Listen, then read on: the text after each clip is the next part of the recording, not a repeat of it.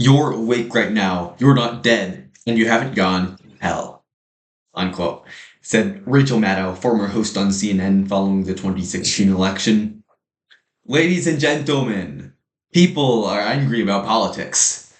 Donald Trump had similar words following the 2020 election. You're not going to have a country anymore. Late night host Jimmy Kimmel cried on stage following the 2024 election. Quote, it was a terrible night for all women and children, for democracy and decency. Unquote.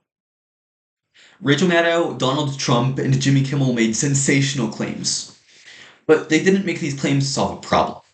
Instead, they wanted to create drama, and they achieved it by displaying shock and anger to cameras. And this is called false outrage. Even though false outrage is designed for the cameras, it influences others. Actually, it doesn't just influence them, it infects them. False outrage is a disease. To cure this disease, we must decide that anger is not the solution to our problems. Today, we'll start by diagnosing this disease in our culture, move on to its symptoms, and conclude with the cure. If American culture would walk into a doctor's office, it would come away with a severe diagnosis of false outrage. So what's the difference between true and false outrage? True outrage seeks what is right. It only wants to achieve good. False outrage wants to be seen. An excellent example of false outrage is in George Orwell's dystopian novel 1984. Where the communist regime mandates a daily practice known as the 2 minutes of hate. Every day, the citizens of the regime gather in front of their TVs and scream in pure outrage as images of their capitalist enemies flicker by. The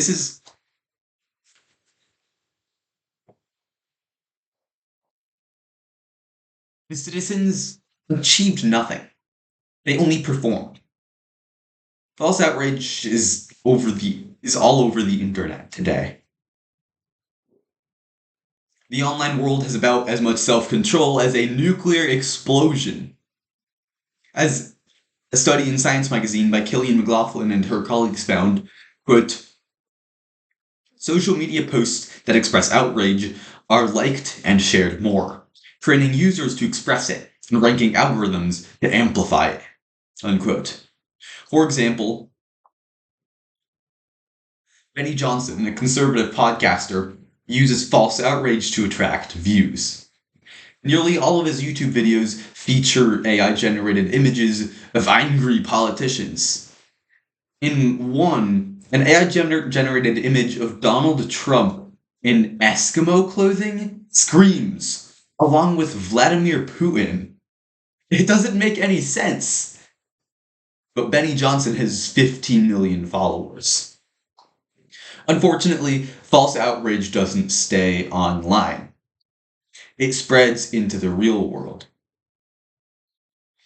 As a report by the Foundation for Individual Rights and Expression points out, quote, this year, 68% of college students said that shouting down a speaker is at least rarely acceptable, unquote. 68% is a record high number. More college students than ever before are willing to use outrage to end conversations.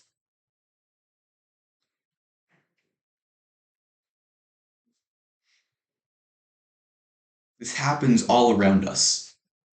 3 years ago, my grandparents and I went to the March for Life in Washington, D.C. As the march ended, I decided to keep my poster as a souvenir. A woman saw me carrying my poster, walked over and began yelling at me for over a minute. She believes that yelling at 14-year-olds about politics makes you a good person. So, online and in person, false outrage is spreading.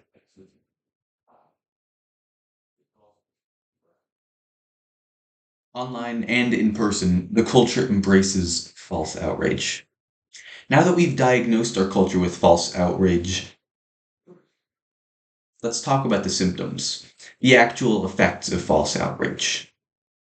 False outrage causes us to believe. False outrage causes us to have angry conversations, and to believe that our anger makes us good people. As writers for The Minimalist, a blog that encourages simple living, put it, quote, "We've all gotten offended without asking ourselves why, and then used our false outrage to cast a judgment upon others. It helps us feel better," unquote. When we pretend to be outraged, we don't have to reason through our beliefs. Piers Morgan, the British host of a political show with 4 million followers, uses false outrage to avoid hard questions. In 2017, when a guest on his show questioned his stance on gun policy, Piers responded, "How dare you?" When his guest answered, "Oh, Piers, you can keep saying that, but my point still stands," Piers didn't address his point. "How dare you?" he repeated. Nothing Piers Morgan said advanced the debate. Instead, he used outrage to shield himself, because outrage is easier than analysis. False outrage is like hiding under the bed in hide and seek. It'll hide you well. It's a terrible place to be. Performative outrage is a terrible place to be. I've seen this. I saw this in the audience as I sat in the audience at a committee hearing in the U.S. House of Representatives. Several experts explained developments in nuclear technology.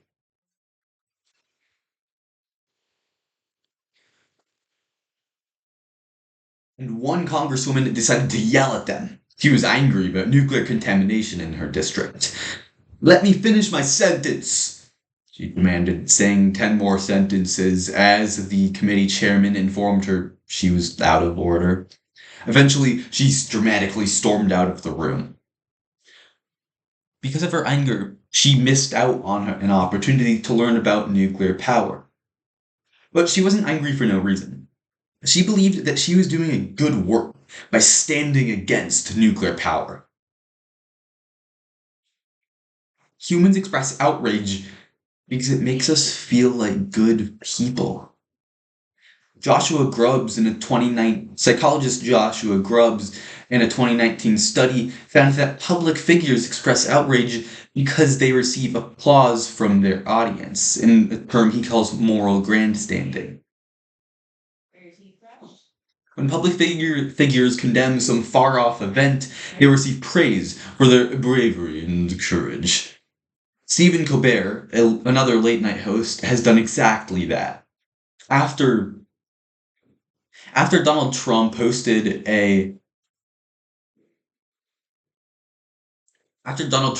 a rally at Madison Square Garden in New York City, Colbert said on his show, quote, "I'm sure it's just a coincidence, but in 1939, they held a pro-Nazi rally there," unquote. With this remark, Colbert insinuated that Trump is pro-Nazi, having created a straw man out of Trump, an evil Nazi. Colbert spared no words, swearing at Trump live on national television. His statements make sense within a worldview that treats outrage as virtuous. Author Glenn Beck describes the human effect of false outrage in his book, Addicted to Outrage. Quote, "It deprives human beings of genuine humanity, replacing it instead with an outwardly facing caricature of a virtuous human being wrapped around a rotting corpse." Quote. This twisted worldview has morality backwards. False outrage replaces good deeds with outraged words. The culture celebrates false outrage. Politicians and media figures promote it. But they don't deserve all the blame. Their worldview does deserve the blame, though. Their worldview is false. Fake outrage is not a virtue. Moral grandstanding is not a good deed. This moral confusion has eroded the genuine compassion of millions, and transformed it into outrage. I wouldn't have accomplished anything if I told you to be outraged at false outrage. That would be a terrible cure to this sickness. I used to be addicted to outrage. I was angry at every news story. I debated every little detail. Thankfully, I was convicted after reading Glenn Beck's book, Addicted to Outrage. I realized what I had been doing. Colossians 3 verse 2 says, quote, "Set your minds on things above, not on earthly things." I made a pledge to stop being outraged at earthly things. Imagine if everyone stopped practicing false outrage. If everyone stopped being so angry. If we calmly discussed difficult questions and stopped believing our outrage makes us good people. That's the world I want to live in. And that world is only possible if you help build it. To take a quote from Darth Vader in Star Wars completely out of context, quote, "With our combined strength, we can end this destructive conflict and bring order to the galaxy." Unquote. You won't improve the world by being angry. You'll make the world a better place if you have calm discussions, actually do good deeds, and focus on something higher than the next controversy. False outrage isn't worth it. Life is too beautiful to waste being angry.